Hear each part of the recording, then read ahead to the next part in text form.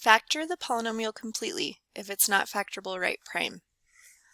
So when we want to factor a polynomial and the number in front of x squared, or the coefficient, there's nothing written there, basically it's a 1, we can factor simply by looking at this last number at -30 and find factors of this last number that add up to this middle number.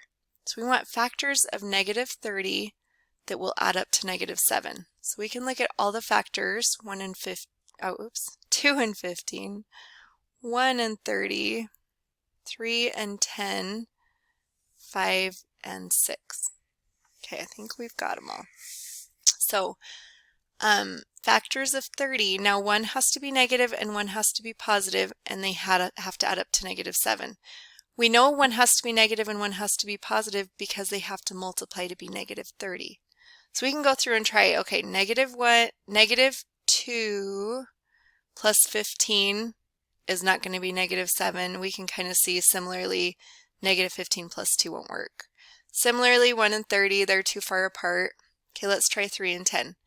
-3 plus 10, well, that equals a +7. So close. Let's try +3 minus 10, and there it is, -7. So those are going to be our answers, +3 and -10, that will multiply to be -30 and add up to -7. Once we get those, we'll say, okay, we've got x and x, so x times x gives us the x squared. We'll have +3 and -10. Okay, you can do a quick check if you want, multiply it out. We'll have x squared minus 10x plus 3x, there's our -7, and then times 3 times -10, which gives us the -30.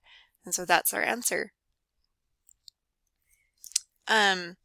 You can also do this the way where you kind of factor by grouping in between, and that will work just fine. And if that's making sense for you, go ahead and do it that way. This is just my preferred method when the coefficient is 1.